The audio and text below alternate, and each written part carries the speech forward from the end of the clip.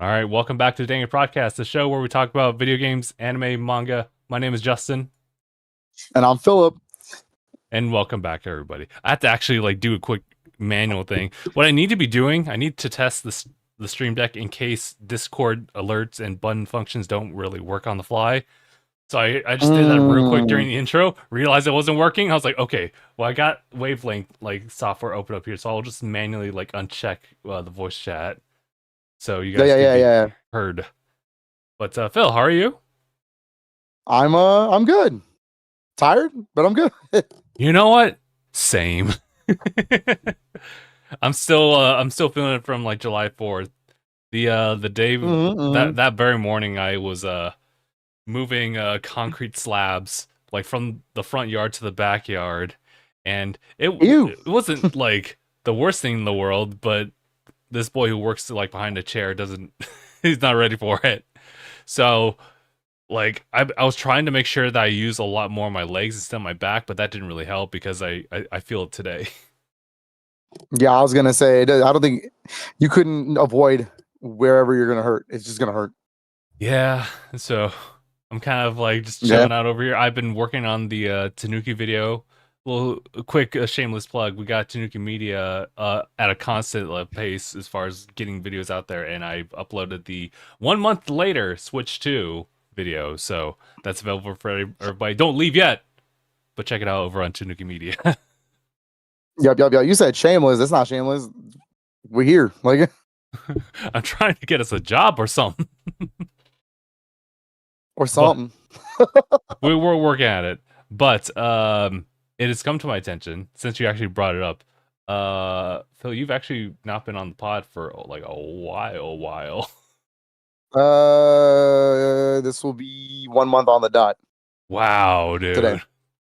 It's crazy. Yeah. How'd you feel about? How'd you feel about June? June's been wild. It's been a month. It's been a month. Between having to work the Switch 2 launch, that's why I couldn't get on the first week, and then the second week I kind of, for the most part, took a weekend to myself to try to actually play my Switch 2. But on top of all that, it was Father's Day. So I got to celebrate my first Father's Day. Well, that's so exciting. Mm-hmm. I guess you could probably talk about anything that's happened as far as pickups related to that in just a little bit. Yeah, actually, I didn't pull those, actually. Huh. Yeah, I didn't think about that. I'll grab those in a minute. Okay. But yeah, I celebrated my first Father's Day. The weekend after, I had a birthday. It's for Katrina's best friend. So we went out. Well, her fiance. So we went out to the house over there, stayed the weekend, and then last weekend, Aniyah and I helped move a friend out of an apartment. Boy. So we were helping him move to and the craziest part about this, Justin, is that it's the same apartment complex. All right. What? Well, you move from a 1-bedroom to a 2-bedroom. Oh, okay.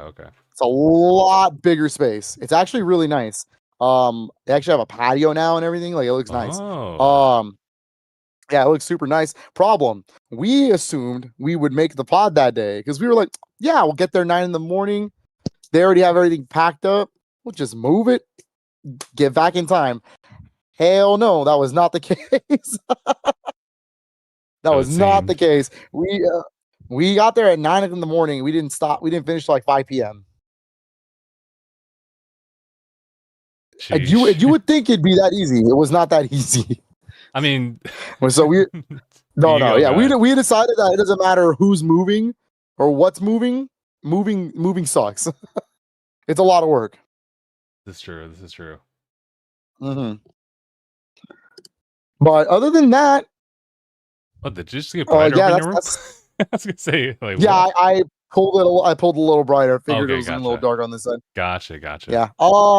But yeah, pretty busy overall weekend. I hear you. And then then we had 4th of July yesterday, so that was something. It sounded like a world war outside of our houses, but hey, it was fine. That's fair. I mean, listen, as long as the dogs are secure, baby wasn't crying, I think that's good. Oh no, baby was I don't know what his feeling was. I think he didn't understand what he was looking at. But it's definitely So a he's just new like, stimulus thing. It's like, yeah. He was happy though. I mean, he was excited. He didn't wake up at all last night. He was sleeping right through it. Oh, that's good. Yeah. Thank God. Yeah, that would be the typical issue, is the fireworks after the fireworks. Yeah.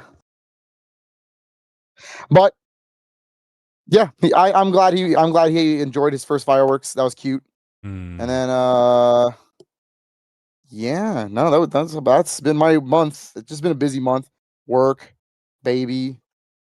I feel trying that. to play some Switch 2 games. I guess I should go ahead and outline everything actually for everybody. So what we have here on the docket, obviously we have our introductions, just quick catch up on everything like that. Pickups, of course. We do have the Bandai Namco Summer Showcase that had happened this past week, as well as the Xbox/Microsoft layoffs that happened. So that's something to look forward to, I would say. But also to look forward to are these pickups on Phil's side, actually. Oh, actually, both of our sides, actually. I got something. You do? I do, yeah. I'm kidding. I'm kidding. I was like, wow, no way. How dare you? Anyway, continue. I think mine chronologically. I'm just kidding. Yeah. But I think chronologically, yours will happen like the earliest as far as like pickups. So I'll just like save mine to the end, I think. Yeah, I think so. Let me see. All right. So on my side, do you want me to go first? Yeah, for sure. Because I only got the one. Oh, I got that one. Okay, because I wasn't gonna end with that one. I guess you just bring that up when you bring that up. Okay. So I actually, for once, have retro pickups. I know it's been a hot minute. Crazy. I know. I got 4 retro pickups, and then here's the fun part, everybody. I have now lifted the limit of what I can buy, because I don't even own the console. But let me be clear. I was not going to pass this deal up. I got these for a total of $45. So I got Soviet Strike for the Sega Saturn. Whoa. Okay. Yeah. So it's a sequel, or it's in the same series. It's EA's old Strike series. They don't make these anymore, obviously. But the most famous one's like Desert Strike on the Genesis. So a pretty iconic series, honestly, for the Genesis. Desert Strike's really fun. So I was like, there's a Saturn game. So I took it. I took it as part of the deal I bought it with. So whatever. Got that bad boy. Let's see. Got to move that out of the way. I got an iconic PC game that I got on console. Iconic. Another Sega Saturn game. All 4 of these are Sega Saturn games. One of the most iconic games of all time. I own a copy of it on Switch. I just haven't gotten around to playing it. But this is Myst. Oh, nice. Yeah. I've never played it, and I just keep being told you should at least play it once in your life. And I'm like, yeah. I don't understand. It's a puzzle game, I think. It's kind of like an escape room where you're trying to figure out what to do next and move around the island. Oh, I think I saw that title somewhere on Switch, on the eShop anyway. Yeah, the version on Switch is the most updated version now. It's called Real Myst. Oh, okay. Yeah, I have a physical copy of it from Limited Run. So. Oh, gotcha. And then the next 2 are bangers. I'm talking like absolute bangers for the Sega Saturn that I did not want to lose. So I got them. This one, the creator's name escapes me. He has passed away. But this game is like one of those cult following like horror games that I was like, I want to play this. I want to play this really bad. And I need to get the sequel because the sequel's on the Dreamcast. But this is D. Yeah, just straight D. It's really good. Well, it's let me be very clear. I don't know if this game is good. but it is definitely a huge cult following. Like people really like this game. There's like a group of people who unironically love this game, and so I want to play this one day. So hopefully I can get a Saturn now and I can play this. Mm-hmm. But like I saw this and I was like, no way, I need this in my collection. And then the last one is kind of the one everyone will know. Like this is not a niche game. This is one of the most popular series of all time. And this year it celebrates a birthday, so that's kind of cool. So I guess it's very appropriate that I have this. Although I will say I got this on a whim. I know that this originally goes for $250, so I got this total, all these four together for 45 from a random dude that was like, I just need gas money, and I'm like, well, all right, dog, I got you. And so he sold me Resident Evil 1 for the Sega Saturn. Yo. This is a $250 like copy, by the way. And I don't know what the differences are between the original PS1 version and this. I do know Sega Saturn is probably a little crunchier, but like, yeah, Saturn's not like a good, like it's not the best 3D console in the world. It's like it tries to do 3D, but not really good at it. But it's there. This is a version of the game. Looks pretty clean too. Yeah, it's a really clean case and everything. Like minimal scratches, no cracks on the case. Disc. It's even got the foam insert like to hold the disc in. Like it's so cool. So definitely looking forward to popping this in one day when I get a Saturn. I'm not a big Saturn collector. Not that I don't love the console. I absolutely love Sega Saturn games. My problem is that it's too rich for my blood to collect.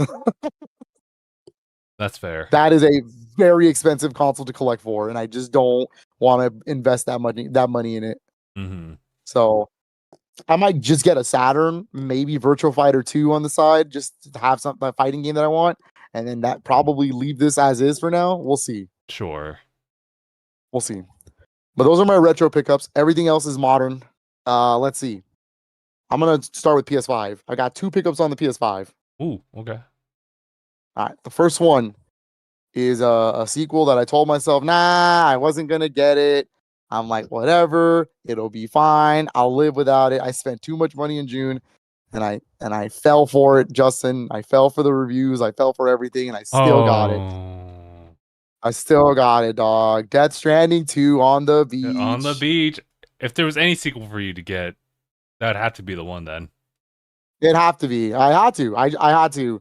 I was like, we complain that there's not too many first-party PlayStation games, but then here's this one, and I'm like, yeah, man, dude, they got me. It's like they got me. Now, mind you, for the audience, I've never finished Death Stranding 1, so I'm not gonna play this yet. I have director's cut of Death Stranding 1 sitting on my shelf as well. I'm gonna play that, and then I'm gonna jump on 2. But yeah, I love Kojima games, even if they're weird and I don't understand a damn thing that's going on. I had to do it. It was like the Green Goblin. It was like the Green Goblin mask calling to me. Coward. Exactly. And then this one we got a restock of, and I had to get them. I had to get a copy of this because I missed out on it. Thinking to myself, I got Game Pass. I didn't realize I was looking at excellence. All right. I didn't realize that I missed out on getting a physical copy of what could potentially be not only a Game of the Year winner this year, but also like a game of like the generation.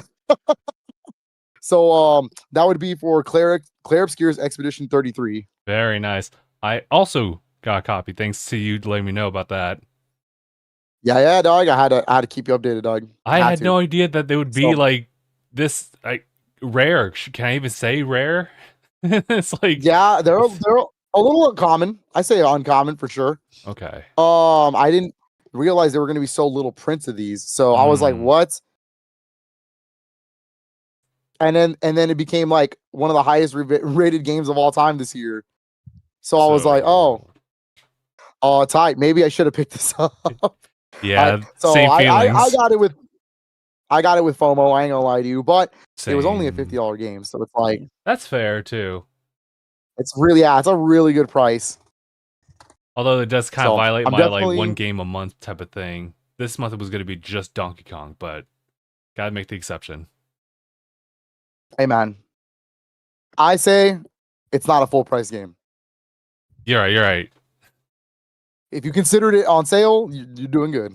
If it's not a full price game, it's not a full price like game for the month. The girl math. Yeah. Girl. Oh brother. I essentially got it for free.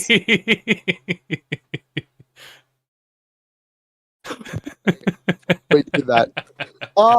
Anyways, the next 3 games I have here are Switch 1 games. I can finally say that now. I got 3 Switch 1 games. The first one on the docket is Cyber Citizen Shockman Collection. Oh, I've seen that before. Okay. That's a slipcover. But yeah. Yes. So to my knowledge, I've not played this yet, but to my knowledge, this is a collection of 4 games. The first 3 Cyber Citizen Shockman games are PC Engine CD games, which translates in America to TurboGrafx CD. So, and they're like 2D action games, kind of reminiscent of Mega Man, to be honest, a little bit. And then the 4th game is Shockman Zero, and that's a Super Famicom game that never came in the West. And I think actually out of all of these, only one of these games came out in the West. So the rest of these are just the first time in English for us. So I don't know too much about the series. I just know that, again, another game with a big cult following. And I mean, like, this one's like niche, like really, really big cult, like nicher than Valis is how I would put this. Whoa, okay. And that's a pretty niche series to begin with, but yeah. But I like the art. I like the anime art on it. It's pretty cool. That is pretty nice.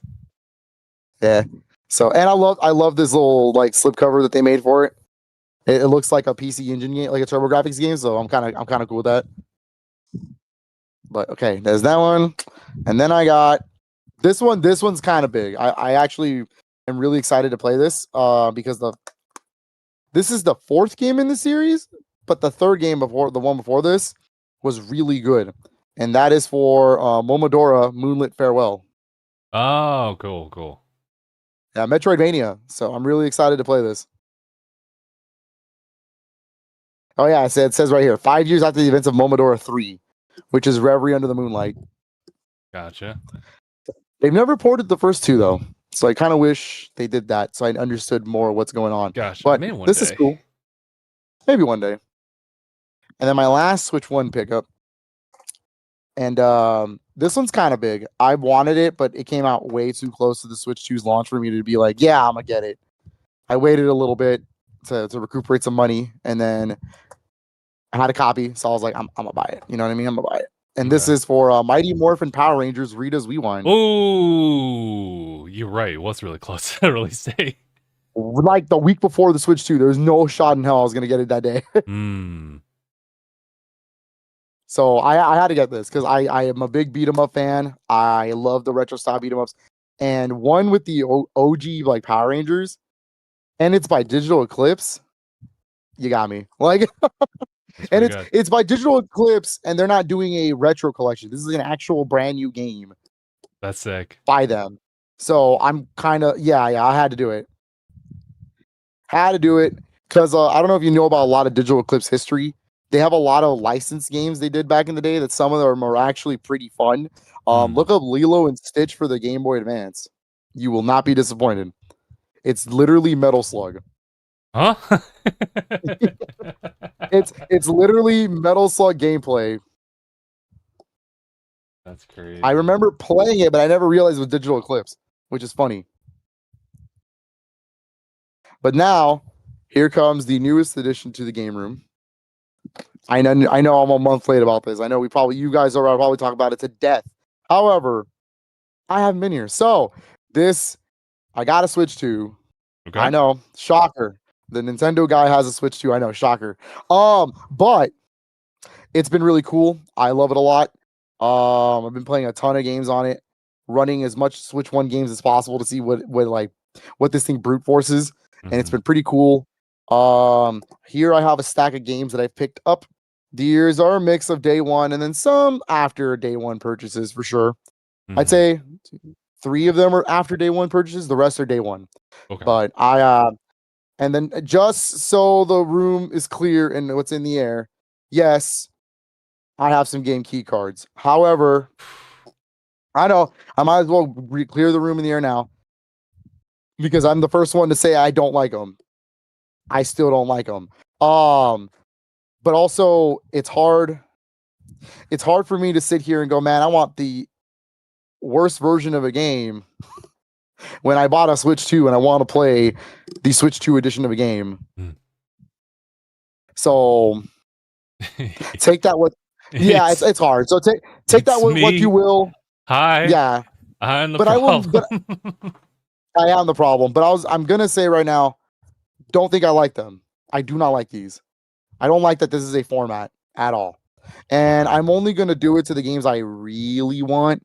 Like there are definitely certain titles where I was like, ooh, game key card. I guess the example is I didn't pick up Sonic Cross Shadow Generations because I was like, oh, not a real Switch 2 card. No reasons to double dip for it. I don't want it. Oh, okay. So stuff like that. Like I'm not gonna go out of my way to do it. But like if there is a game I really want, I'm like, well, damn. Kind of hurts my feelings to be honest. But download wise, I would start with that first then. I picked up on the Switch 2. I picked up Nintendo Switch 2 Welcome Tour.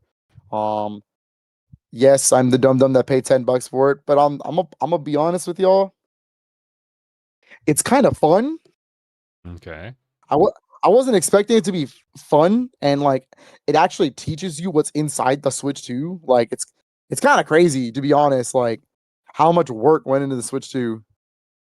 I like it a lot. I also picked up Fast Fusion, which anybody should do if you're downloading on the Switch 2.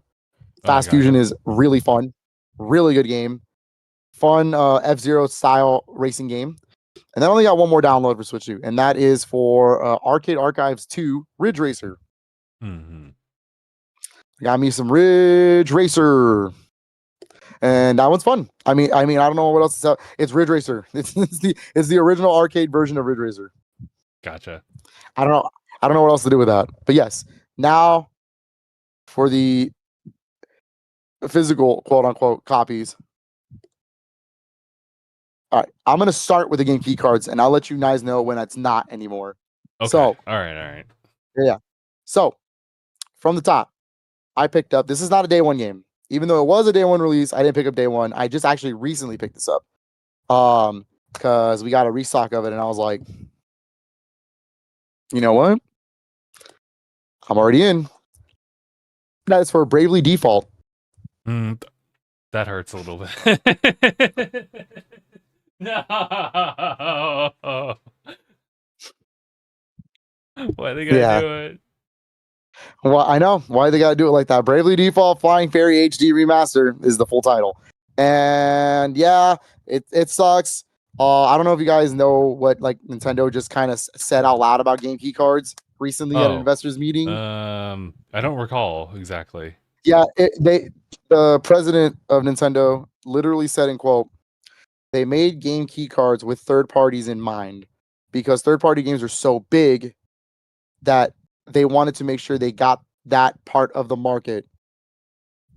And so third parties games are too big for 64 gigabyte cartridges. But then on the opposite side of that, if that's the case, why are you only offering a 64 gigabyte cart? Because then you would get things like this, and this is an 11 gig download.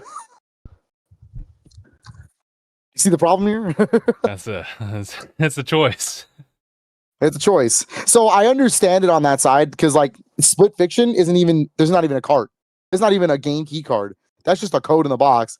But that game's like 75 gigs or something like that.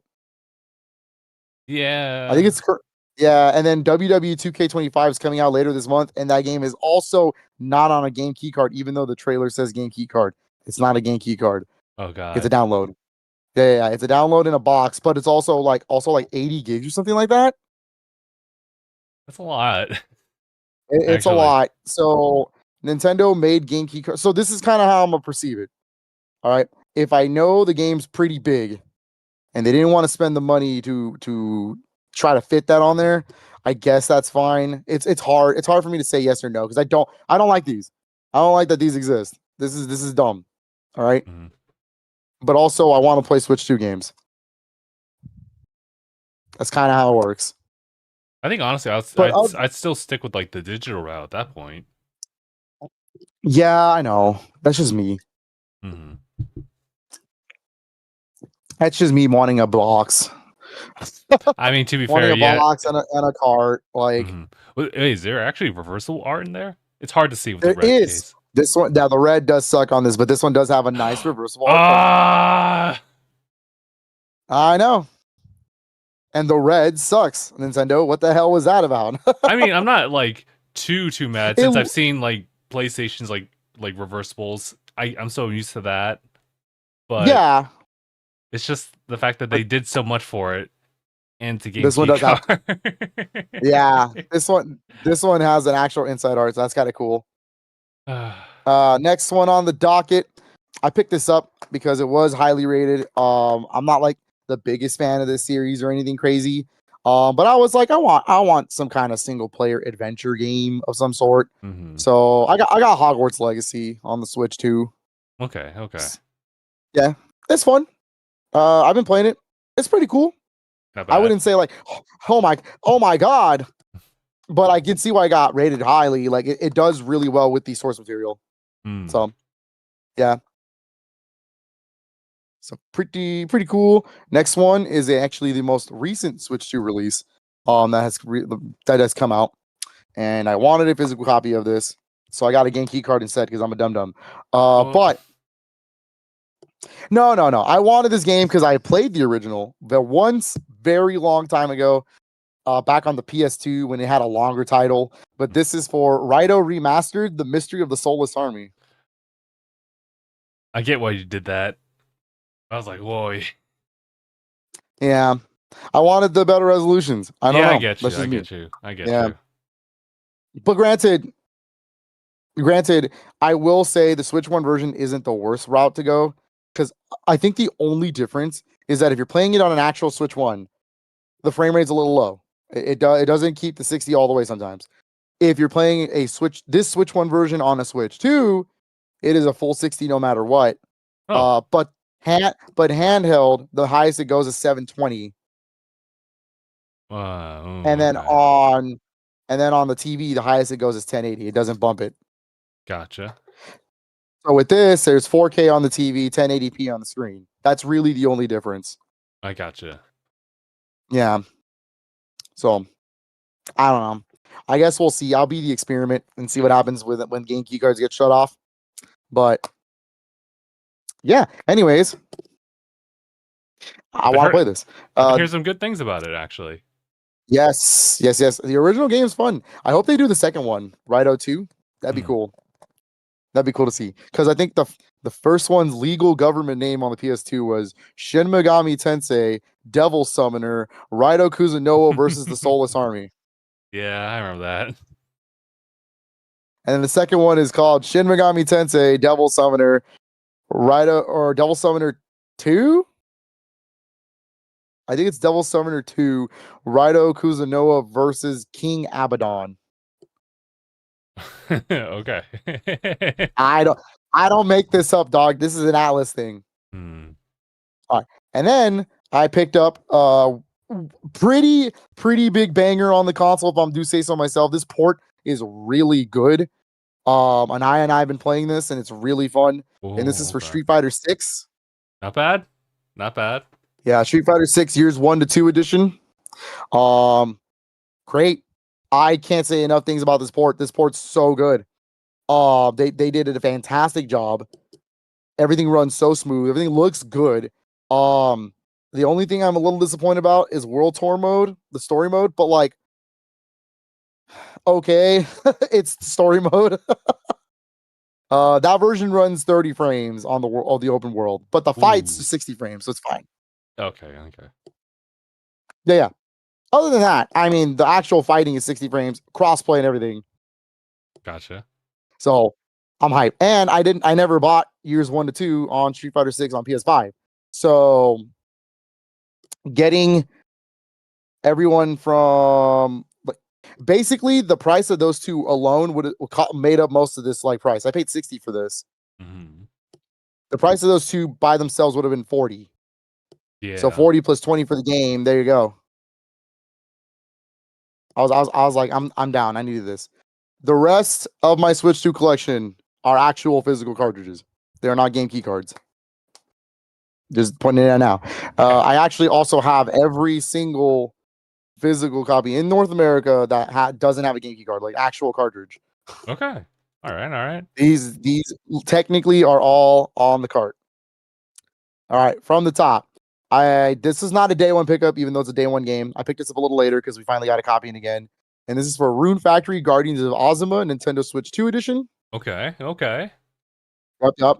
I've heard really good things about this game, that they did a lot with the formula of Rune Factory, of actually changing it up a little bit. Also, it actually has a manual, which is kind of crazy. I know. I was like, yo. Okay. And the inside art cover for it. Oh, yeah, they went all out. Not so bad. I was like, dang, Marvel is out here, bro. That's why I'm gonna pick up Damon Cross Machina from them in September, bro. That's fair. That's confirmed to be a real physical copy, and so is Story of Seasons. Although I'm gonna be real with you, I like Story of Seasons. I will wait to see a sale on Story of Seasons. Fair, that's fair. But this is kind of the underrated. This is the underdog of the launch. So I highly suggest this one. This one's really fun. If you like action RPGs, it is Rune Factory. So very, very clear, there is farming involved. However, it's not really the main focus in this game as much, but it is a good action RPG. Yeah. Okay. And if you don't have a Switch 1 edition, if you don't have a Switch 2 yet, still buy this version, because it's a Switch 2 edition game. So it actually can be popped into a Switch 1 and you can play the Switch 1 version of the game. Okay. I have 2 more games I'm going to do that example of right now, but yes. That is one of those games where you can just pop in and it'll play the original version instead of the Switch 2 edition. Saving you money now for instead of you having the double dip later. That's true. Next one's the big third-party game for launch. I'm talking like, this is the showcase third-party game for the Switch 2. I have not played it yet because I'm too afraid to start it up and get lost in it when there's so many other games playing, or I'm trying to play through right now. So, but this is a game I also don't have a copy of anyways. I'd never owned a copy of this. So this is my first time owning it. But this is for Cyberpunk 2077 Ultimate Edition. Crazy. Yup. I got the Switch 2 version here, which apparently runs better than the Steam Deck version. So that's kind of crazy. But yeah, it's all on the cart, even including Phantom Liberty. It's on the cart. That's pretty nice. That's pretty cool. Like I said, I've never played it. They work to fit the 64 gigs in there. Yeah, I think if you go on the eShop, it's about like a 58 gigabyte game. Whoa. Close. Yeah, it's a lot. There are patches, obviously, but you can play it out the gate without the patches, and it runs just fine.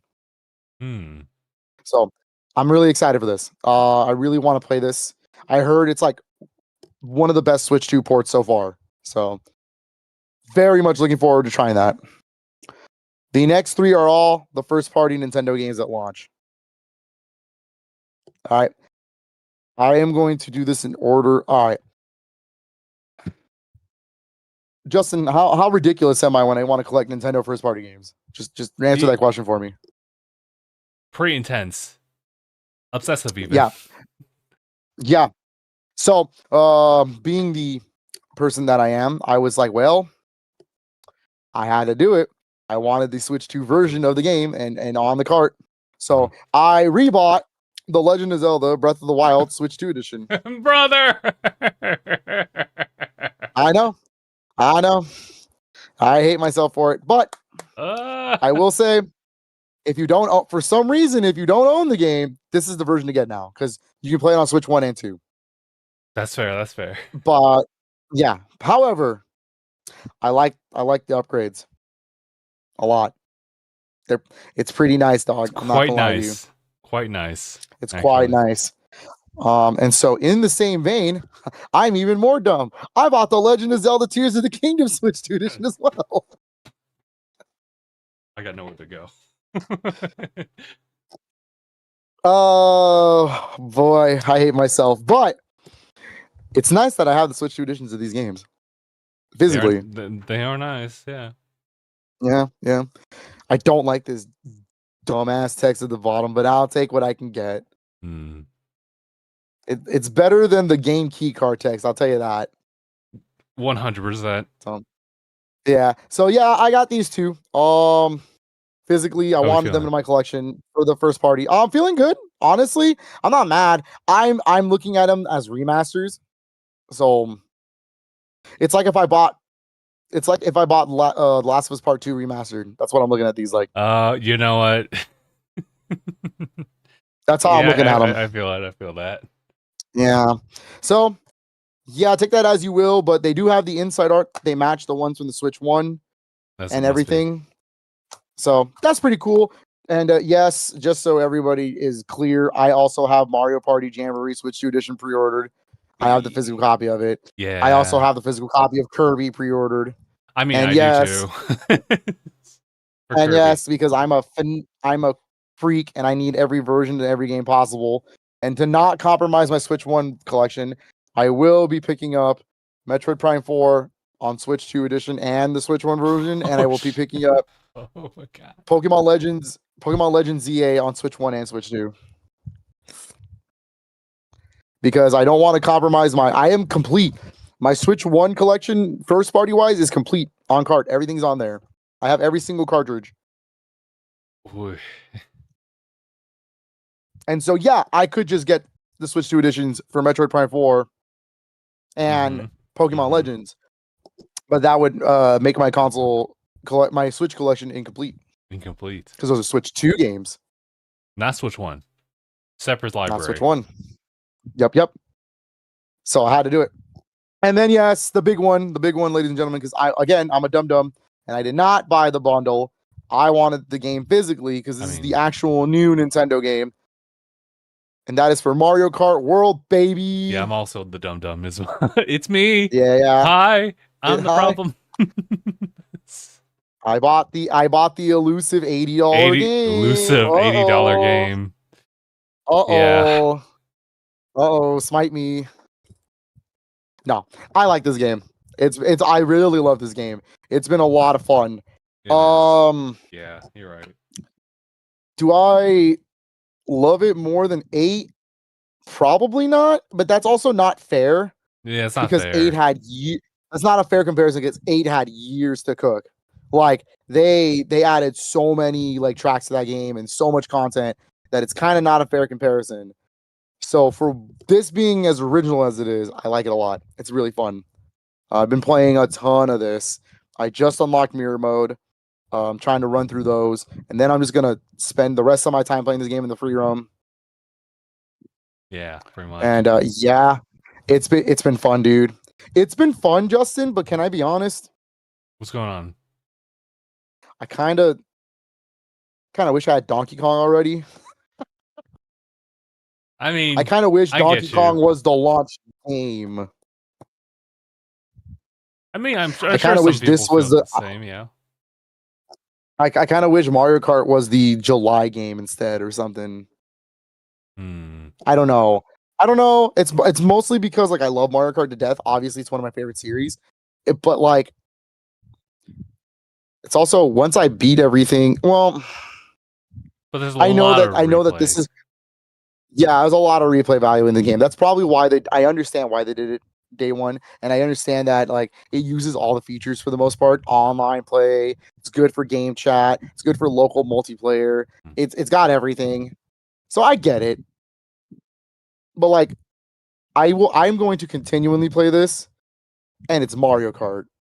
I feel like Donkey Kong looks so new and original. I want to play that. Okay, yeah, I get you.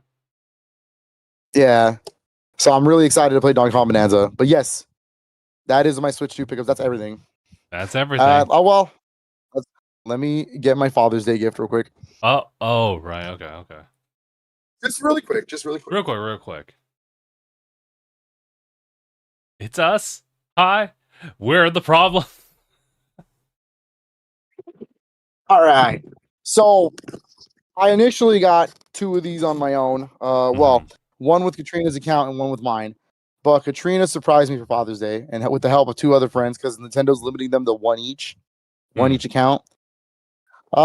She gave me the other 2 to make the set for the house. So I have a set of 4 of these for the house, and it's for the Switch 2, and that is for the GameCube controllers. Very nice. Those are pretty nice. Yes, sir. They're very nice. I also can confirm, Justin, I tested Smash Brothers with this the other day, and Smash Brothers picks it up as a GameCube controller and not anything else. As it must be. So that's pretty cool. I got to test it with Rivals of Aether, because Rivals of Aether is another game that is compatible with GameCube controller, like natively. So I'm like, Oh, yes. Yeah. Okay. This is how I've been playing the GameCube games, and yeah, pretty cool. Not gonna lie to you. Mario Strikers just came out, and I've been trying to unlock all the arenas in the last character. It's been fun. It's been fun. I got like a shirt that day. I got that. I got tickets to a concert in November for my Father's Day. Ooh, nice. Yeah. And then okay. Man, really stacked. It was a stacked month. Yeah, I need to chill out this month. The whole month. But then Donkey Kong gonna show up, and it's like, well, I'm gonna have to go crazy again. Well, I have 4 things coming out this month that I'm getting. Because there's the physical copy of Legacy of Kain 1 and 2, Soul Reaver. Oh yeah, right. Yeah, I wanted that physically, but limited run for some reason only had a limited stock. That's because retail is gonna get it. So I was like, oh okay. Oh, okay. So I will be picking up a copy of that. Because I'm getting 2 Switch 2 games this month and then 2 Switch 1 games. The Switch 1 games are actually budget games. They're both only $30 each. Because the other big one is Shadow Labyrinth. Oh yeah. Yeah, which has a Switch 2 edition for free. So it's going to be the Switch 1 cart. I'm just going to download the Switch 2 upgrade for free. Gotcha. That'll be cool. But then I'm picking up obviously Donkey Kong and Mario Party Jamboree this month. So yeah, there you go. That's pretty much the same thing for me as well. The only pickup I would ever have would be Donkey Kong this month, or at least that was planned. And then we'll figure out the coming months. Are you planning to get? I know you're not planning to get or planning to pay the full $80 for Mario Party Jamboree 2, because that's crazy. You're not me. Yeah. But are you planning to get the upgrade pack? No. All right. Yeah, just gotta be very firm about that. Gotta set just my boundary. I just wanted to know. Gotcha. Yeah, because I figured I was like, I mean, don't pay hate, don't be me. But like, are you gonna? Are you at least gonna get the $20 upgrade pack? Yeah. Not even that. No. Yeah, that's why I was. That's why I was wondering. Yeah, that's just me. That's just me. I think if you're a huge hardcore Mario Party fan, and if you really want to utilize Nintendo Switch 2 as far as like all the different things, such as the camera, such as the mouse controls, definitely, sure. But I'm pretty casual with Mario Party, so like I'm not the one who hosts. Yeah, I'm not the one who hosts like those either. But here, I'm gonna go ahead and shift gears over here. We are gonna talk a little bit about something that happened. I honestly kind of forgot about it. It was the Bandai Namco summer showcase, which is kind of unfair to say because there were some like interesting things that did come out of that. Literally one of the first things that like popped up in my feed, even though I don't know if that's like it was the first thing that they showed off. I'm kind of trying to find a spot here as far as man, I wish they could like we had some like web pages that would show it all chronologically instead of just however they want to do it. Do you think I'm literally doing this last minute. Oh, the opposite of any work. I don't want to hear about Monday.com. So So Yo, I'm bringing up maybe the YouTube live stream to see if we got something going on here. Yeah, no, it's not really that great either. All I know is that the first thing that popped up in my feed was a new My Hero Academia game. And if you guys aren't really familiar with that, they have come out with 2 other My Hero Academia games called like One's Justice and One Justice 2. And this one is called All's Justice, which seems pretty apt considering that this seems to cover pretty much the remaining bits of the story. And therefore they have to go all out. And I gotta say, like, it's actually really impressive looking. Granted, a lot of it is just kind of like visual flair, their own like in-game cutscenes and whatnot, and they seem to have like really touched that up. As far as gameplay, we'll kind of have to see about that. I mean, it's part of the Justice series, right? So it's just anime arena fighter, right? Yeah, pretty much. Oh yeah, okay, Yeah. we got something over here. So I mean, it remains to be seen. I think they also are tagging on like a couple of different like mechanics that they're like just really tweaking. So I'll keep a lookout for that one. I'm kind of curious as to how they're going to handle Switch 2 stuff. This. The next thing that they talked about, we'll go chronologically. Hopefully this is chronological. Talked a little bit about Code Vein 2. The fact that they're getting a sequel to that was like really interesting. But it's not Scarlet Nexus 2. God, it's not. I know. I'm not. Maybe next time. Maybe next time. I'll try not to think too much about it. I think we'd sooner get Scarlet Nexus on Switch 2. Which is not bad, actually. Would I buy that again? You would? I might. I like that. I like that game a lot, and I might as well get it on what is going to be my favorite console. So maybe. The next thing I have here is I guess a little bit more coverage on Patapon 1+2 replay. I mean, if you guys know about Patapon, then it's pretty much Patapon. Patapon. And honestly, to my surprise, the next thing that they showed off was Little Nightmares 3, which I must be like its own direct, yeah. Yeah. You know what? I keep getting mixed up with Little Nightmares 2. I thought this game came out already. No, this game kept getting delayed. Oh, I see you. That's why it was such a big deal. Yeah. That's why it was such a big deal that this game's finally coming out. Gotcha. Because it kept getting delayed. It got delayed out of last year. No confirmation. It just happened. And then they finally had a direct earlier this week or last week. I don't remember when. But they had a whole direct where they announced Little Nightmares 3's release date, Little Nightmares VR, and then Little Nightmares 1 remake, basically. Oh yeah, that's right. Just like kind of enough res. Gotcha. Okay, I feel you with that. I think the new release date, according to this, is October 10th now. Yes, it looks cool. I have been so curious about that series. I've always wanted to play them. They look really like up my alley. I have Little Nightmares 2 because I got it on a sale for Switch. Nice. I want to get Little Nightmares 1 to start, but like I heard the Switch 1 version running on Switch 2 is not good. So I might wait for when they release the remake version because that one is confirmed for Switch 2. So I might do that. And then Little Nightmares 3 is getting a Switch 2 version. But there's mixed signals. At first, it looked like it wasn't going to be a game key card. And now Best Buy is confirming it is a game key card. So I don't know what's going on there. I don't know what's going on there. So hopefully it's not, but I'm pretty sure it is. Eesh. Now we kind of have to deal with some misinformation regarding game key cards. Yeah, it's rough. Okay. It's very rough. I want to just do a quick little highlight over here since it was showcased over there. Everybody's golf hot shots.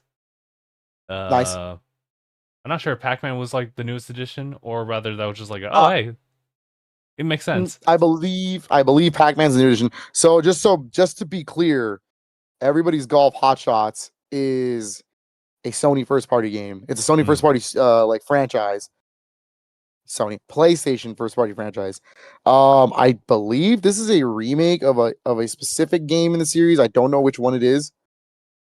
But because it's being published and developed by Namco or Bandai Namco, it's going to be Pac-Man. Yeah, that makes sense. As the guest character. Same goes for Patapon 1+2. I should probably reiterate that that's also a PlayStation series. But for some reason, Bandai Namco is the one doing the publishing this time. And they're putting it on both Switch and PlayStation. Okay. Yeah, so, I mean, hey, if you don't like Mario Golf, everybody's golf's there. And that's like, if you're not playing Mario Golf, you should be playing everybody's golf. That's a really good one. Now, personally, I wish that Kratos was in there. Like PS2 version where you just had Kratos in it. The god of golf. Oh my lord. There's the Vita version had Cat from Gravity Rush. That one was cool. No, man. And then I think one of the PS1 versions had Gex. Don't drink the tap water at the Jerry Garcia's house and just swings the golf club. Okay, we have another one right here. This is called Super Robot Wars Y. Oh yeah. Okay, so I'm not familiar. I forgot with that the got franchise. announced. I'm not like familiar with its gameplay or anything. I just know of it. It's like in the Switch community, it's a big import. They import these games like crazy because they're so good, and the imports have the English on the cart. So okay. It's an RPG series. I think it's like a mix of different mech animes, and it's like an RPG. So like there's Gundam in there, but there's also not just Gundam. There's like other mech RPGs that's slipping my mind right now. Okay. Gotcha. Yeah. I think I don't look once ahead of time, but the next one that I have here is Tekken 8. Actually, they were just talking a little bit more about Fakarum. Yeah. I don't really have that history, so you all have to like enlighten me on. I just don't really care for the character. That's all. Okay. He was like a whatever character in 7 as DLC, and now he's DLC again. And I was like, oh. Okay. All right. Yeah, sure. Like, I guess. But it sounds that's all I have, yeah. It sounds like everyone would just prefer a second Lydia. I mean, at least Lydia's a cool character. Yeah, she is cool. Yeah. It'd be crazy if we saw Noctis again. Yo, Noctis versus Clive would be sick. I'm not gonna lie to you. Yo. I'm not gonna lie to you. That'd be kind of sick. A Not the City game is crazy. We have poor Mark. He's missing out on this one. Oh, well, I mean, he already knows about it, but Dragon Ball Z Kakarot's still getting like updates here and there. This time they're featuring the new arc for it, which is Daima's arc. So it's like Daima Part 1. That entire series is pretty much like wrapped up already. So I guess they're just kind of release it in like maybe 2 waves here. So all right, that's cool. Kakarot's cool. Yeah. Yeah. Definitely like a really bold approach for Dragon Ball going forward, but it seems to have paid off. The next one is Digimon Story Time Stranger. I think in this one they were talking about the fact that they had 450 Digimon available over there. Holy moly. I'm hearing rumors that this game's getting a Switch 2 edition. Ooh. Or a Switch 2 port. I'm hearing it through the grapevine that they haven't announced it yet, but there is a Switch 2 version of this game. And if that's the case, I'd be instantly become more into it because I like the idea of having that game on the go. The first two Cyber Sleuth games are actually really good. So I'm interested in what's the new one subtitle again? Time Stranger. Thank you. I'm interested in it. It looks good. But I will see. If it's a PS5 only game, so be it. Well, PS5 and Series X, but if it's going to be on next gen only, then so be it. I'll probably just get it on there on PS5. Fair. But Gotcha. Let's see. We have I guess an update to that Death Note game. Nothing crazy. Right. I remember when like that first initially got announced that we were like, Death Note? What the? Oh. All right. And then I liked the idea because it was Among Us but Death Note. And that kind of sounded cool. Yeah, it is. But then in execution, that game is so whatever. They gave it away for free as the essentials, and I have it on my account. It's something. Gotcha. It's a video game developed and published by Bandai Namco. Now I don't know how I feel about this one. We've talked about it already. About Shadow Labyrinth. Okay. Is it because it's Pac-Man? I just want to know why you would think that. I just want to know. It just looks kind of rough. Like not even Pac-Man all considered and everything like that. Like fine with the mechanics, but like the actual execution, the animation, it's kind of rough as far as like how like it's presented like that. But it might feel different. It might feel different. I think it looks fun. I like the I like the weird. It gives me Bomberman Act Zero vibes. You know what I mean? It gives me Bomberman Act Zero vibes of taking a cute character and making him edgy. But in all reality, at least this game's in Metroidvania and the other one's not good. So I'm excited to try it. Like I said, I have it paid off, pre-ordered, ready to go. It's also a budget release, so it's not like it's gonna kill me if I pay $30 for it. Gotcha. And free Switch 2 edition that has better frame rates and better resolution. So that's so nice. So like I don't know. I think it looks fine. It looks fun. It looks different, and I mean, I just hope this isn't the anniversary game, right? I mean, like this isn't the pack. This is it's 45th anniversary this year. 40th, something like that. Yeah. Yeah. I hope this is not the game to represent the anniversary. That would kind of suck. I'm not gonna lie to you. But also, it's not just Pac-Man. I noticed that in the trailers, there's a lot of like references to older like Namco games. Like he was talking about a Bosconian race, and I'm like, Bosconian? That's cool. It's a good game. So I don't know. I guess I'll wait and see for that one. I'll let you know, Doug. Gotcha. Or I might not because I'll be too busy playing Donkey Kong, to be honest with you. It comes out the day after Donkey Kong. What do you want from me? I don't make the release schedule, all right? I have priorities, man. I got you. We only got two more, like, for Bandai Namco's like, summer showcase. This one's called The Blood of Dawn Walker. They showed off some gameplay, some story stuff. I didn't get to check this one out. According to this, it's an open world RPG. That's pretty much it. I'd have to actually watch it at that point. Curious about it.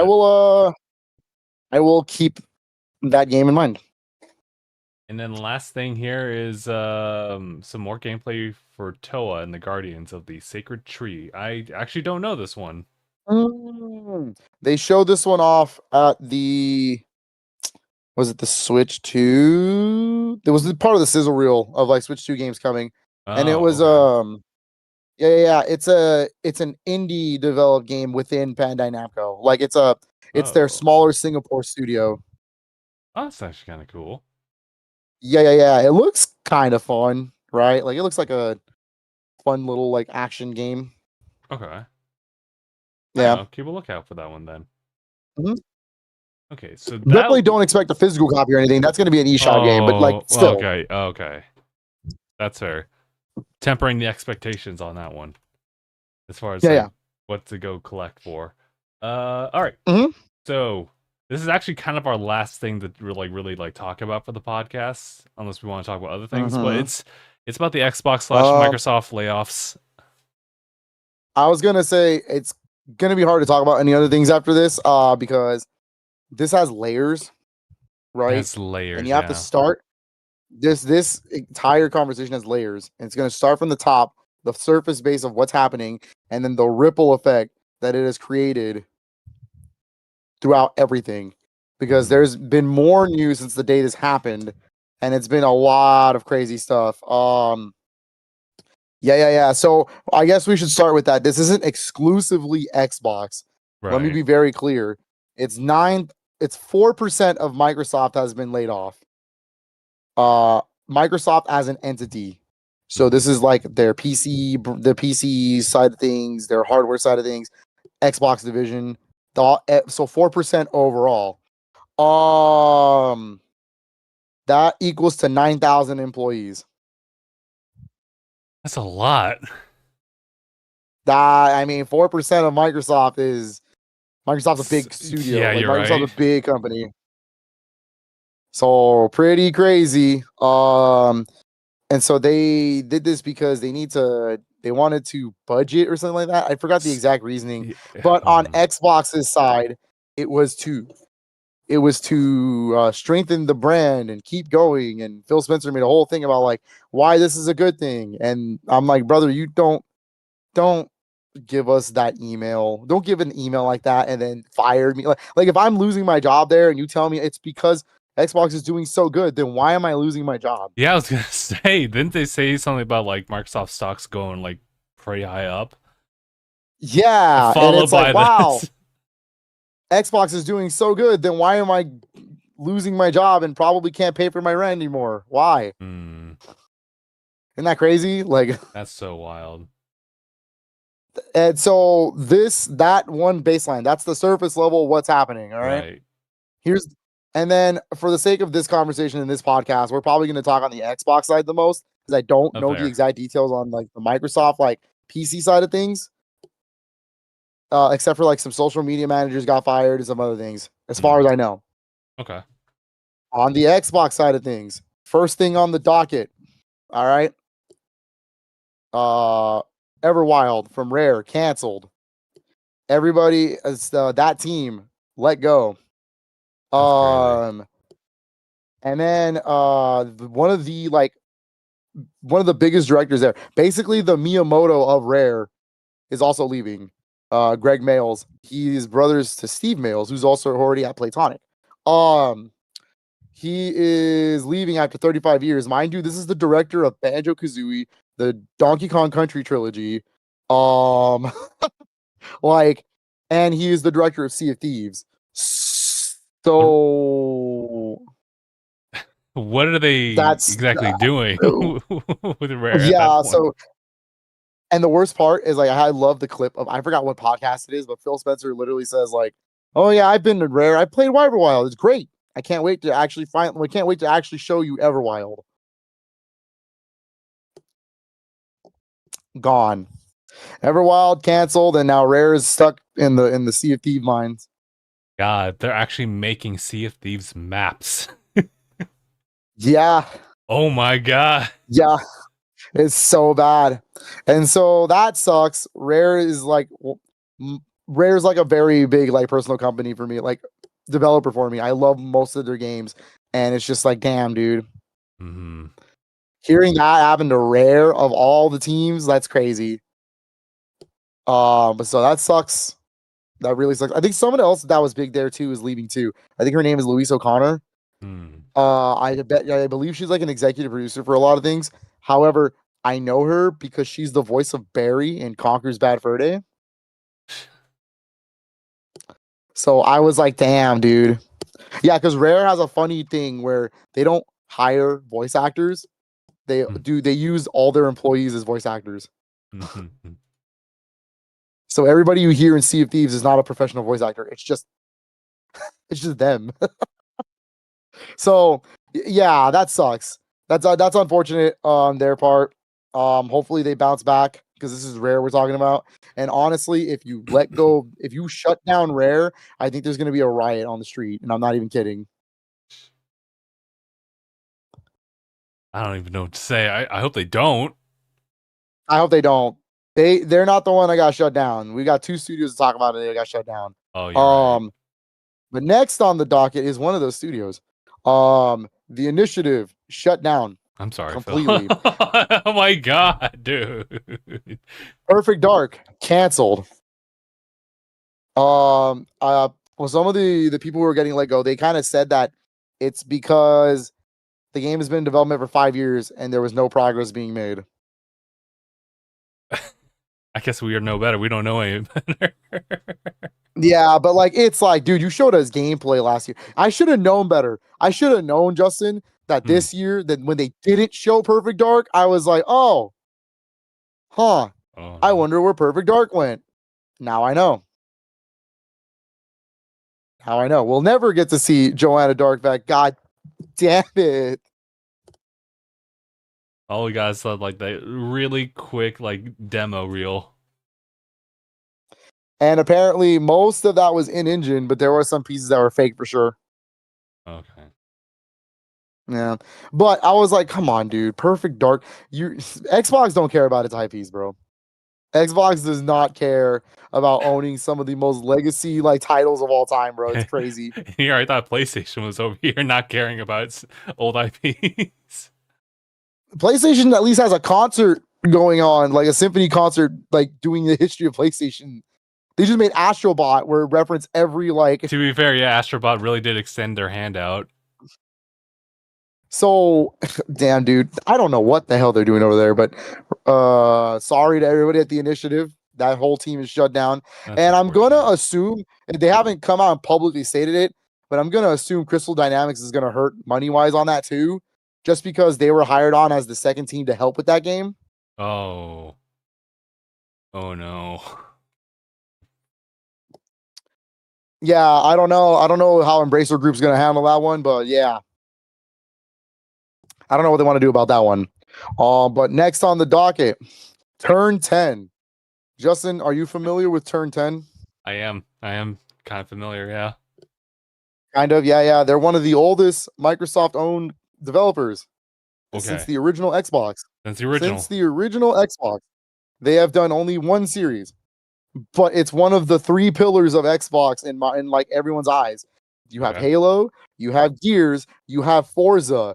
You're telling me they laid off 50% of Turn 10, the Forza Motorsport developer, and we're getting reports now that from the people who got fired, because people who got fired don't even care anymore. They're just letting out all the secrets.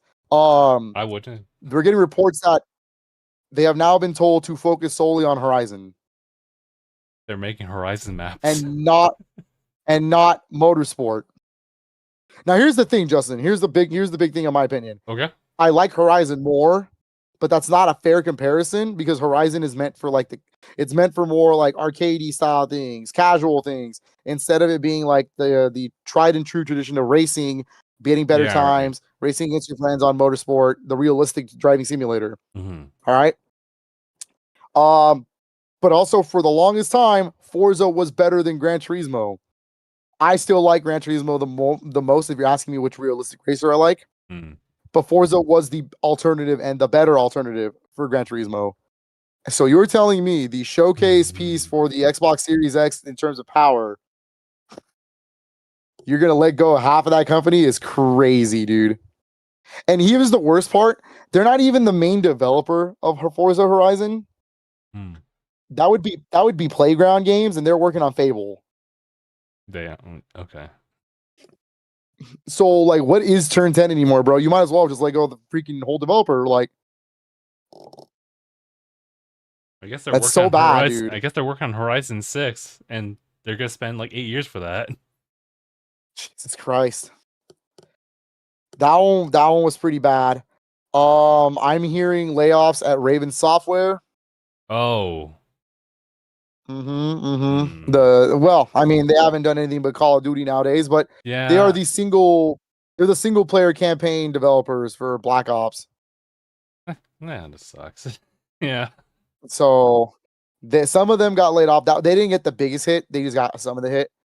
ZeniMax Online, another big hit.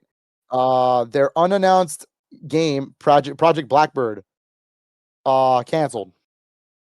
This was supposed to be the new MMO successor to Elder Scrolls Online. And now, well, I mean, they're never leaving the Elder Scrolls Online mines either, so that's it. Oh no. They're never leaving, bro. This is it. Elder Scrolls Online updates for years. That's it.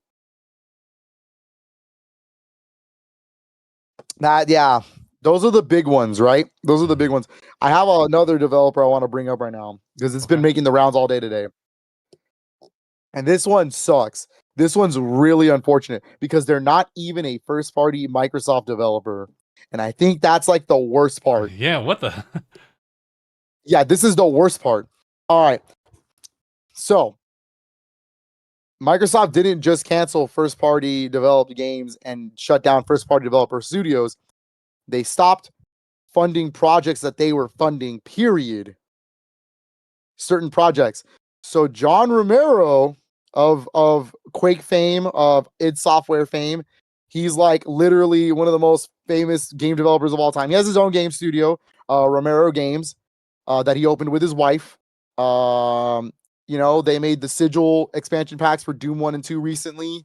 They I guess Microsoft and Xbox were funding a first-party game with them. They were funding a first-person shooter game through them, and they canceled it, which led them to not have the money to have employees. So they shut down Romero Games. Oh my god. Oh god, dude. And I was like, you're lying right now. That's so crazy.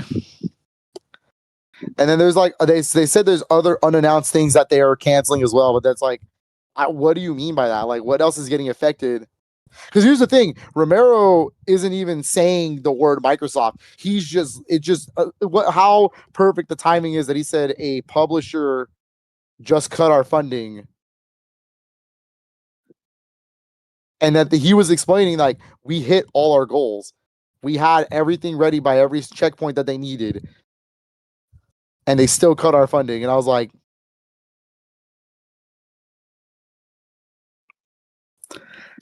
brother. Oh wait, they're not in the room. Is it Microsoft?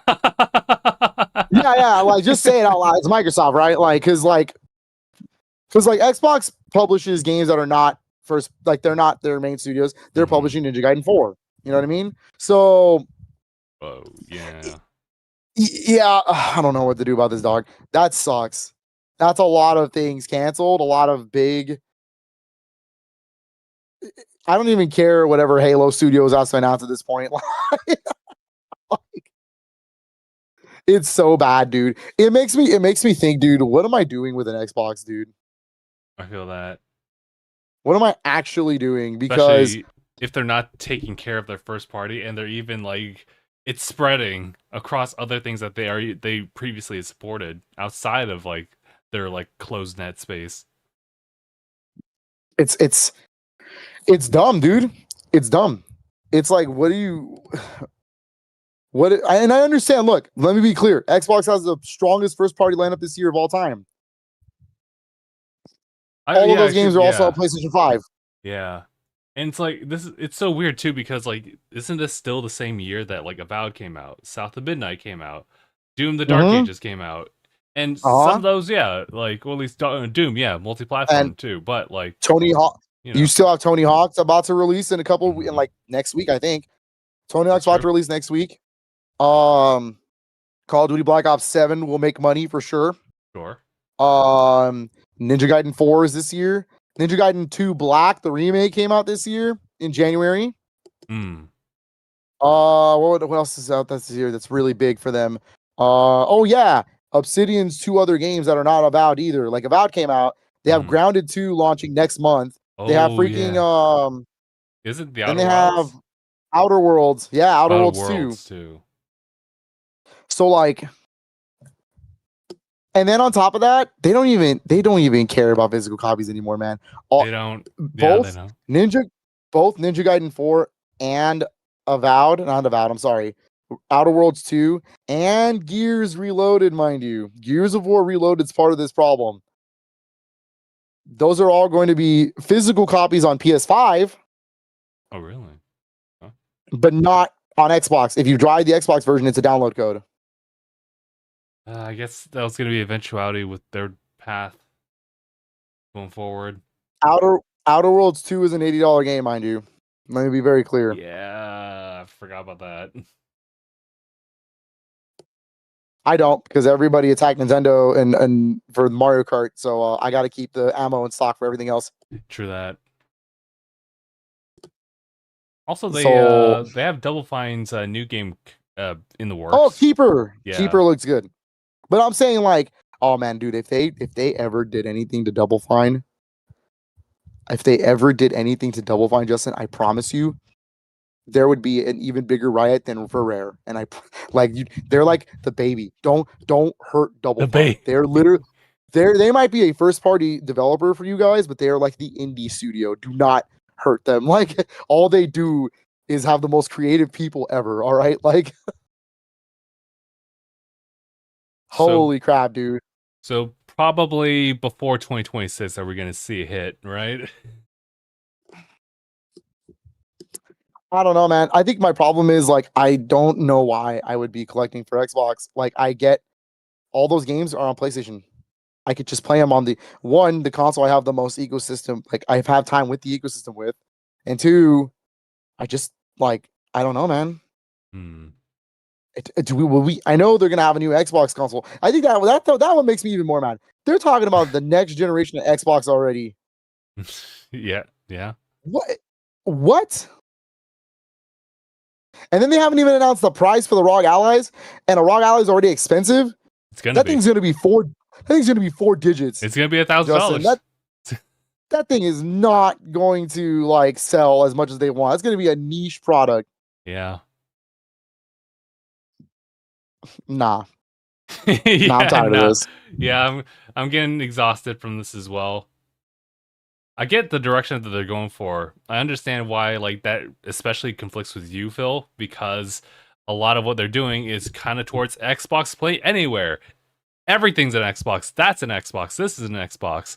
In order for them to make that ecosystem even work, is to have everything be just all universal as far as, like, the application, the console, the PC, your phone, and that requires you to not have a physical disc at all times.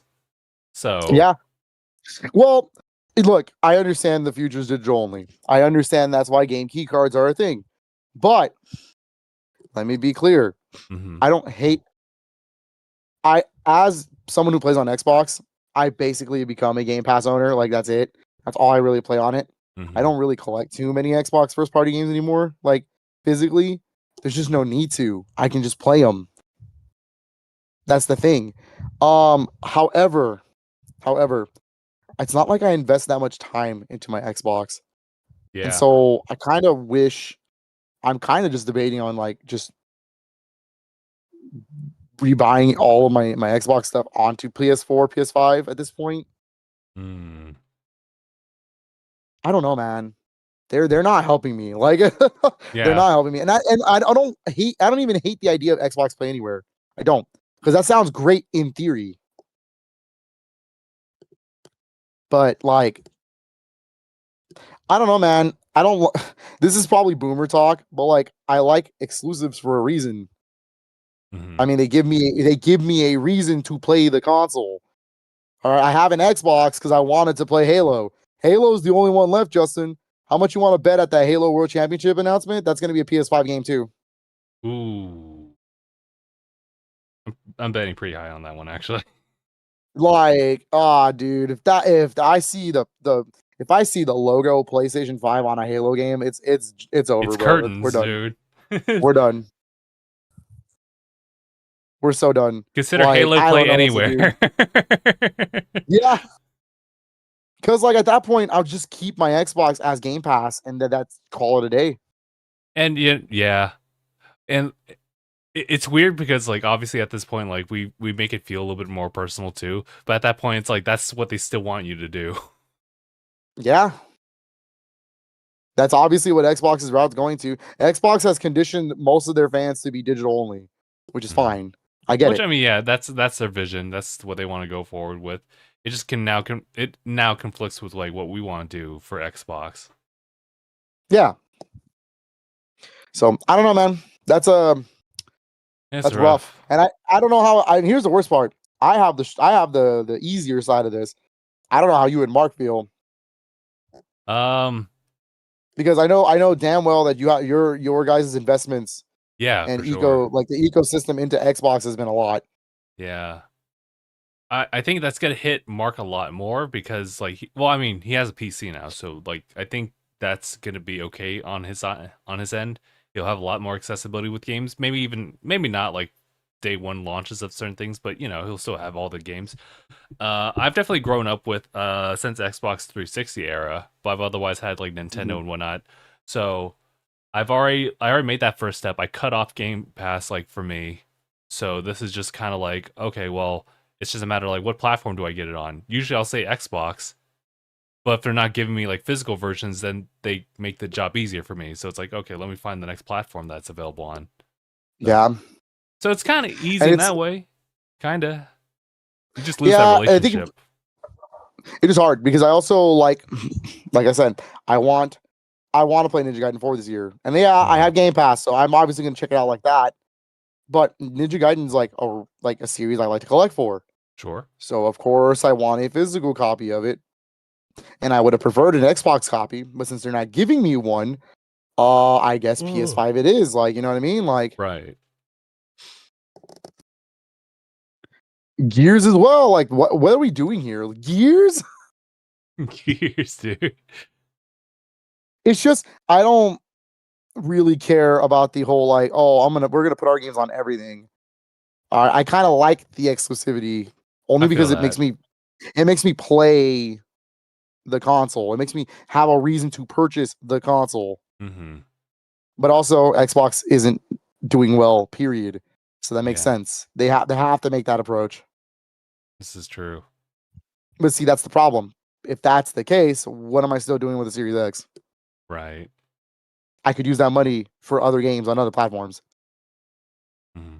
I think that might end up being the case going forward, unless something else changes. But I mean, right now they gotta kind of get themselves out of this hole first. Yeah, I'm holding on to my Xbox until the whole Halo series goes over. Once they tell me Master Chief Collection, Infinite, and 5 are all over on another console, I'm done. It's crazy. I'm out. Essentially, yeah, the Master Chief Collection and everything. Yeah. On Switch, that'd be Halo, crazy. Meet me in game chat. Oh, bro, here's the craziest part. If they were to put Halo on the Switch or Switch 2, let's say Switch 2 at this point, they would have the de facto best first-person shooter series. Like that would be the first-person shooter series for the Switch 2. No questions asked. I like it.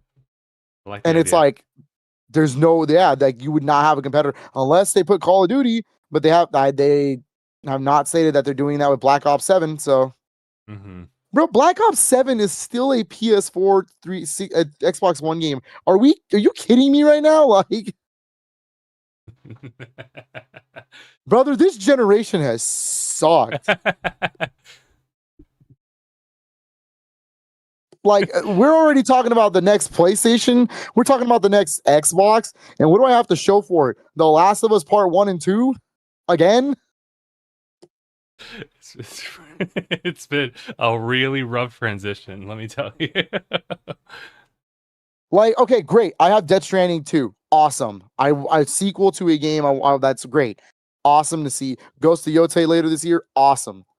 Look how long we are on year 5 of the PS5, bro. It took 5 years to get here.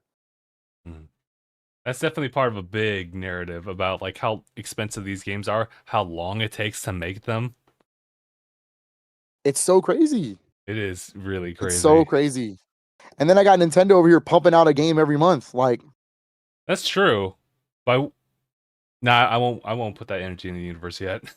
Not yet. Well, no, I mean like, what do you mean? Like eventually, you know? Eventually. It might get to that point. I hope so. That's the thing. Is like I like the schedule for Nintendo Switch 2 and 1. Because I kind of go, yeah, this month this game comes out. It's one big title a month. I like that. But then what? And even if it's not a big title, there's Dragon Drive in August, right? $20. Okay, I like that. Party. I actually do like the idea that like they would put out like smaller games and it would show in their like variable pricing. I was just saying like in general for first party, you know, a month becomes months become years, and all of a sudden it takes like 8 years to get like another Zelda game, which Yeah, they can take their time on that one, but also. Yeah, but I'm okay with that if there's games in between. That's true. Okay. If there's things to keep me occupied in between all that. Mm-hmm. All right, because before the Switch 2, what was the last first party game? March? We had 3 months of nothing. Yeah, it was kind of a weird period. Kind of a weird period for the Switch because they had to set up the Switch 2, right? That's true. But even then, Nintendo has like the options. They have first party, they have Switch 2 editions, they have smaller games that they can do, like Dragon Drive in August. They have Donkey Kong next month. They have Kirby. They have Switch 2 editions of Kirby and Mario Party ready to go. And we still need dates for everything else, but their lineup already looks good. Their lineup for this year, we can already kind of place them, right? Like I'm talking like Pokemon's in October, right? That's confirmed. Right. So what's left? September, November, December. We have 3 more first parties left this year, and that would be for Kirby Air Riders, Metroid, and Hyrule Warriors. Oh, then you can kind of just fit them in like right there. And then even then, where does Splatoon Raiders go? Because they haven't even announced a year for that. They just kind of announced it. That's true. Oh, don't forget about what's still on Switch. Dustblood's next year. Yeah, and so Switch 1, so far it's Metroid and Pokemon. That's it. But that doesn't mean there isn't Switch 1 games. Next year's Rhythm Heaven. Next year's Tomodachi Life. Although I feel like Tomodachi Life is going to be a Switch 1 and Switch 2 edition. Oh, okay. I feel like that trailer was a little rough. It was kind of a little rough. Yeah. Actually, you know what? That would benefit me and Katrina. Because I would double dip because obviously I don't want to compromise the collection. But she would play the Switch 1 version, and I would play the Switch 2 version. Oh, okay. That's fair. So that would actually kind of be sick. So okay.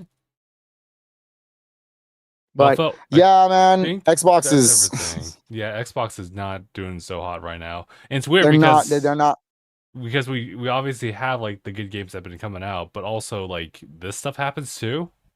So we don't really know. I mean, they have some sort of vision, whether it was just like pressed because of Microsoft, and they now have to kind of figure out like a better way to kind of go about this going forward. Yeah, man, they have a vision, all right. It's called being the next Sega. Oh no. I mean, they're already publishing on other consoles. Oh no, Dreamcast, dream gone. Like, damn, dude. Like, you might as well just become a third party at this point. You'd make more money and not have to worry about hardware. I think, if anything, that's the last step. That's the last step.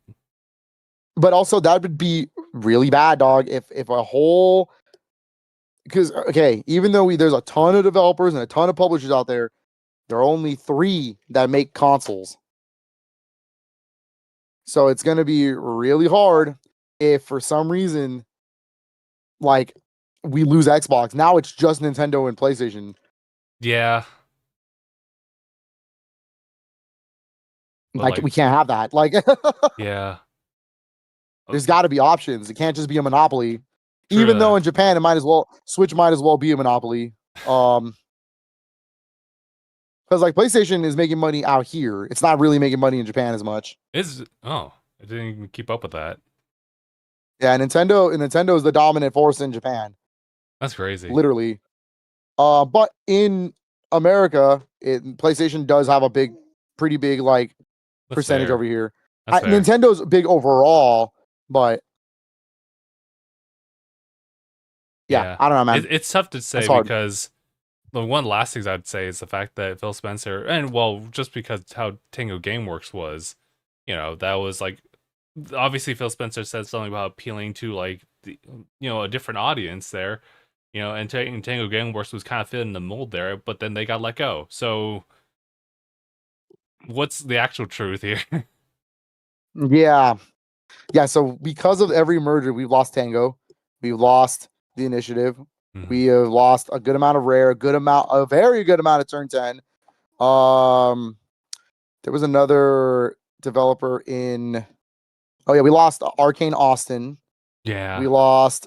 We lost that mobile developer from Bethesda as well. I forgot the ones that made Mighty Doom. I forgot their name. Yeah, but yeah, we lost them too. Oh, that's who else got cut. Tell me this one, Justin.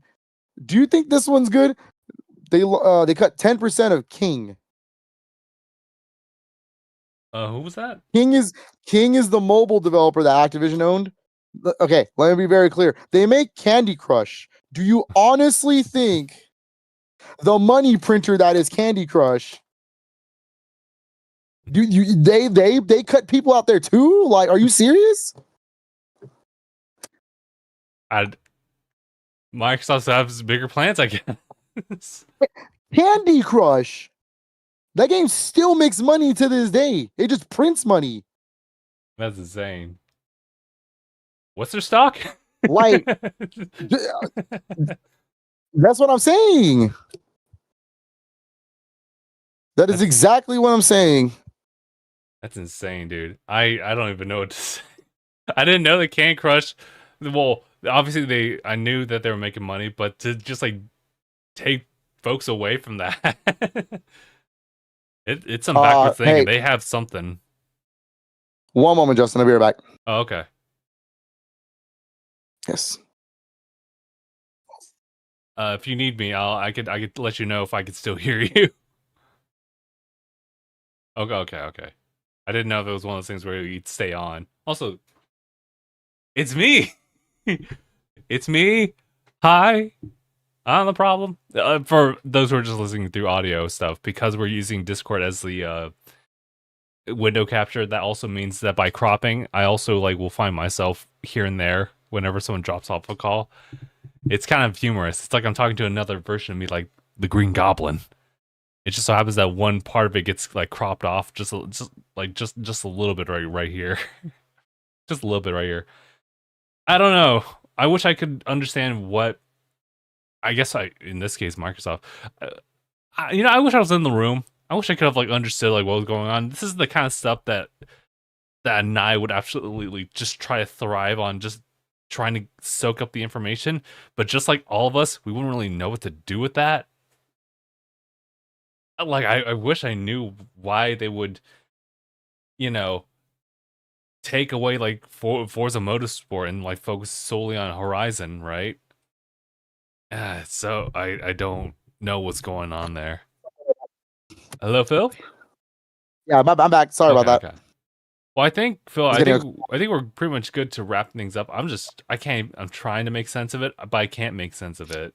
It makes no sense to me. It makes no sense because this is the last time I'm going to summarize this. Okay. I think the problem here is that they are literally saying with their own words, in quote, "Oh, the brand has never been better. Our games are selling. We're doing so good.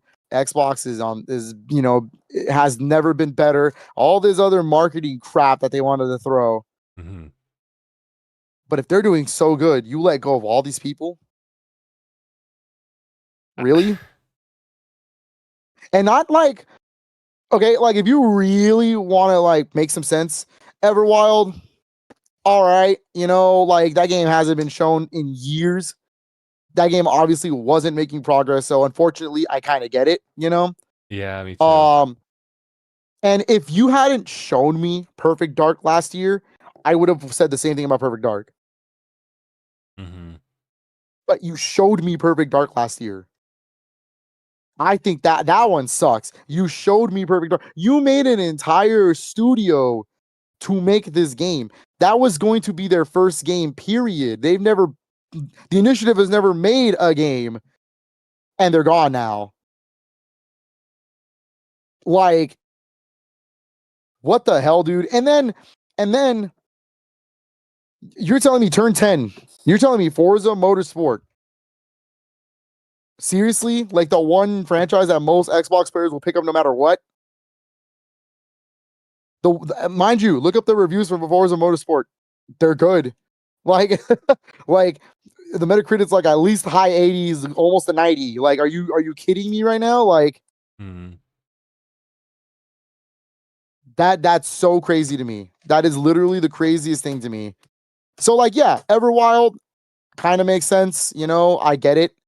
They haven't shown that game in forever. Obviously, that game was going through development hell. It's been rumored for years that it was.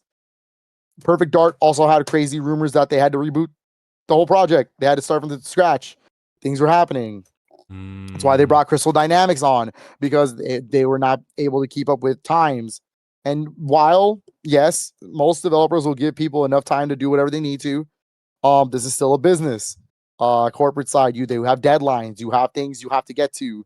All right. Crunch is a thing, unfortunately, still in these days, and it's not fun. Not fun. So it's not fun overall, son.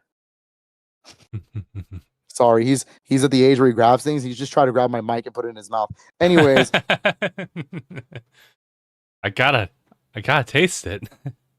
Yeah, and he's growing a tooth, Justin. If you put your finger in his mouth, you can feel the tooth coming out already. Oh my god, he's almost 7 months. That's crazy, already, dude. I can't believe it. My little, love you, my little drool monster. But anyways, yeah, I don't even know what to do, dude. Like, Xbox is not giving me trust. I think that's the biggest thing as a consumer, as someone who wants to play games on everything. All right, yeah, I'm a big Nintendo fan, sure, but that doesn't mean I'm like I'm a fanboy to the point where I'm like, oh, I gotta ride Nintendo all the way, baby. Like, no, I want to play games on everything. I want to experience other games. I like video games, so yeah, I like to experience first-party Xbox games on Xbox. But you're not giving me a reason to. You're not giving me a reason to, when PlayStation is probably going to have cool HD rumble features for Gears of War. And when I feel the trigger on the reload, it's going to feel sick as hell on the DualSense. Oh, dude. I'm not getting that on Xbox. Do you know what I mean? Like, what benefits do I have other than Game Pass? What do you mean? That's all you need. Yeah, that's like, don't get me wrong. I guess Xbox is the cheapest way to play games. Sure. Technically, because they did raise their console to $600, so there's that. And it's like, damn, dude. But the brand's never been better, Justin. The brand has never been better. Never been better. Also, we're canceling all stuff in Undead Labs. I'm sorry. Dude, I'm surprised they haven't said that yet, because I haven't seen State of Decay 3 in forever.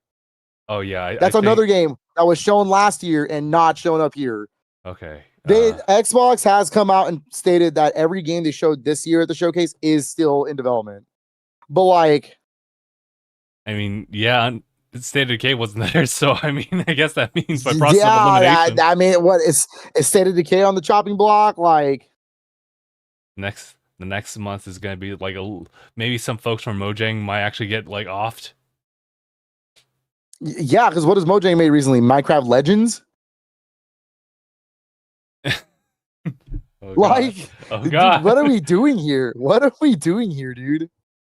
And it sucks, because this isn't even just a reflection of like Microsoft. This is the reflection of the video game industry as a whole, dude. All right, barring Nintendo, because for some weird reason Nintendo's got this figured out for the most part. Barring Nintendo, look at PlayStation. Look what happened to Concord. I won't make the joke, but yeah, Concord's done. Yeah. But like, look at Concord. Look at Bungie right now. Oh yeah. You can't even. The problem is like, okay, the biggest problem now is that video games have to be out the gate a $5 million, like a 5 million copy seller, or you're not making profit, which means you're getting shut down. Do you know how scary that is? Do you know how freaking crazy that is? Like, that's why these franchises that we love will never come back. That's why we won't get a Banjo-Kazooie, because they don't want to take the risk on a 3D platformer that isn't going to sell those kinds of numbers. Even though Crash Team Racing is like a 10 million seller. That's crazy. What, Crash Insane Trilogy sold over 30 million copies? Why? Because people like good games, but we don't want to take the risk. We got to make sure it's the Call of Duties that sell. We got to make sure these money investments are the things that sell the most. And that it's like what started off as like passion projects for people and as hobbies has become one of the biggest entertainment businesses of all time, and one of the most expensive entertainment businesses of all time. So if the game isn't selling, they're not making money. That's it. They're cut. Like, that's so crazy to me. Yeah, that is. And there's not really a solution to it, unless there's just a unless indies rise up. Honestly, wait a minute. Yeah, I mean, look, I'm not trying to put Nintendo on a pedestal here because they have their own problems too. Mm-hmm. But like, I mean, look at the way they develop games. Yeah, they're not a fun company when it comes to a lot of other things, but at least for their development stuff, they put out these smaller games, these low cost, low risk games. All right, that still are fun to play, or else they wouldn't be putting out something like Dragon Drive. $20. That game is going to be pretty fun for $20. If that game would have been a $70 or $80 game, all right, we might have a problem here. But that game is releasing at a $20 price point. And that game probably didn't put that much investment into it, like development costs. So they're going to make that money back easy. Yeah. All right. Nintendo has already said that they don't put out anything that doesn't, they make a profit off everything they make, no matter what. They don't sell anything at a loss. Even if the Switch 2 sold and it is $5 that they're making back, that is $5 of money they're winning. All right. So that's the problem here, is that the other big companies don't want to do that. EA doesn't want to put out a new Desert Strike game because that's not going to sell. They don't want to put out an older IP like Road Rash or anything like that. They want to put out the Battlefields. Hell, Need for Speed right now is on pause because what was a good sequel, Need for Speed Unbound, that's a really fun game, didn't sell. And that's a lot of money. So now Criterion is in the Battlefield mines. So, ooh. And so it's like this crazy, like, everything has to sell. Everything has to be a 5 million seller or you're not good. Like I said, it used to be a game sold 100,000 copies. Brother, you're making money. All right. Back on the old days, you could sell like a game for like 100,000 copies and it'd be like, wow, dude, you did it. You made it. And even if you want to go a little ahead of time, even like the PS3 360 era, you made a million seller. Congrats. You made it. And honestly, sometimes I think Aniyah's got the right idea about just playing indies, bro. To be honest with you. Yeah, sometimes. I mean, they got Mega Man over like there. Sorry, not Mega Man. Not Mega Man, but indies are, you know, they're the ones that take risks with their kind of games, and they're not. Yeah, they take money to make too. Sure. But they're not as much development costs as other games, as like the triple A, even the what's new quadruple A games, like. So I don't know, man. It's a rough industry. Yeah. I just want to play my silly video games and have fun doing it. I don't know, man. Yeah, me too. And I wish it didn't get tagged on with like a bunch of news like this, where actual people's lives like end up like at stake. Livelihoods, I should say. But yeah. All right. Well, unfortunately, we're got to end it on that note. We'll be back next week. Yeah, I mean, we can end it on a funner note really quick. I don't know. How's Switch 2 been for you, dog? It's been solid. Honestly, it's just kind of integrated into like my like day-to-day. Like Switch is kind of like the main console I will like always like turn on because it always is just kind of the most accessible. Yeah. Which is weird. Same. Because everything else is on sleep mode. Same with that one. But somehow it's faster to open that one up. Yeah. No, I mean, I'm in the same boat. I mean, not just because Nintendo, you know, not because I just love Nintendo games and whatnot, but like it's easy for me. Son, no mic. He's so grabby. Look at him. He's so grabby. Yeah, he's just like. You see his hand? He's reaching for that freaking like microphone. But I'm letting him play with the keyboard because it's off right now, so he can just kind of smack it if he wants. Gotcha. Like, yeah, no. Anyways, Nintendo Switch 2 is like my everyday use. I take it to work with me. You know, I play a game while I'm on break. You know, it fits my lifestyle the most. Yeah. You know, if he takes a nap, he's napping on my lap or something. I'm just playing Joy-Con split. You know, it's easy for me to use the Switch 2 as my daily video game console. You know, when I have time, hell yeah, I want to play my PlayStation 5. I just got Clair Obscure's Expedition 33, man. I want to play the hell out of that game. But it's rough. I have to make time for that. And that's the exactly, kid. So